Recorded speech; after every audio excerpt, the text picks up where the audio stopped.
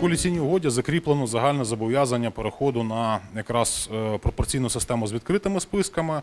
Ну і відповідна рекомендація також міститься в міжнародних документах, в тому числі в резолюціях Парламентської асамблеї Ради Європи і висновках Венеціанської комісії.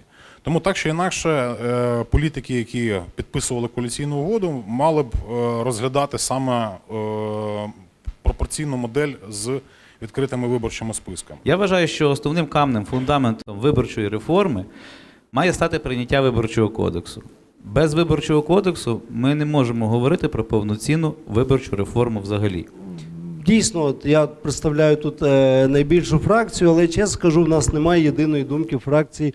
Але треба бути готовим, що цей парламент не зможе змінити виборчу систему. От я говорю об'єктивні речі. Я все ж таки стояв би на тій позиції, що це можна зробити. Складно? Так. Однозначно дуже складно. Можливо? Так. Можливо. Так, для цього потрібно шукати відповідний політичний консенсус. Так, для цього потрібно шукати ту модель, яка зможе консолідувати 226 голосів в залі для того, щоб вона змогла бути прийнята.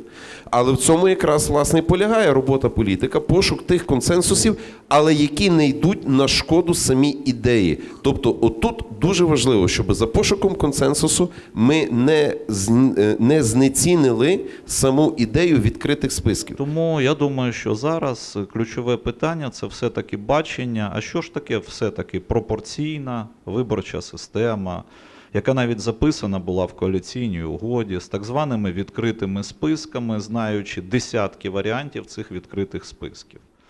Я вважаю, що змішана виборча система діюча є найбільшим злом для України.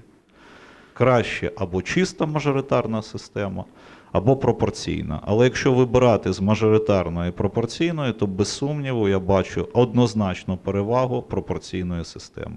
Я за те, щоб все-таки прийняти закон, по ньому провести дуже добре вибори і побачити, що працює, що не працює, і вже його покласти в основу майбутнього кодексу. Дякую. Зараз ми дискутуємо про те, яким чином повинна виглядати реформа виборчого законодавства до парламенту. І насправді від парламенту, мабуть, повинна починатись, як кажуть, риба гниє з голови. От ми повинні показати на рівні, на прикладі парламенту, яким чином повинна бути виборча модель. Однозначно, що ми не можемо копіювати тої виборчої моделі, яка була на місцевих виборах, оскільки вона показала усі свої недоліки. Наскільки ми зможемо швидко і оперативно прийняти цей закон, однозначно це залежить так само від суспільства, наскільки воно буде активне і наскільки воно буде допомагати тим політикам, які наполягають на необхідності прийняття цієї реформи.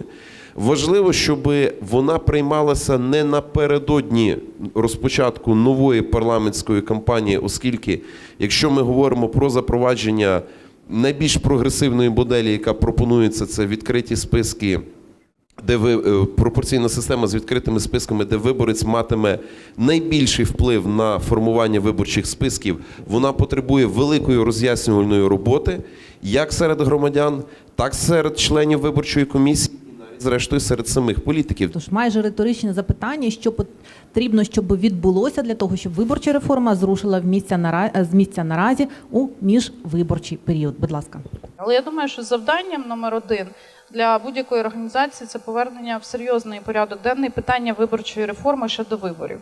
І друга обставина, остання скажу, що всі забули про план законодавчого забезпечення роботи парламенту, в якому не пізніше 4-го кварталу 2017 року стоїть прийняття Виборчого кодексу і закону про вибори народних депутатів на основі виборчої системи з відкритими списками. Якщо говорити про кодекс, то ми вже запізнились, тому що року для такого системного документу мало. Якщо говорити про вибори народних депутатів, шанси у нас поки що ще є.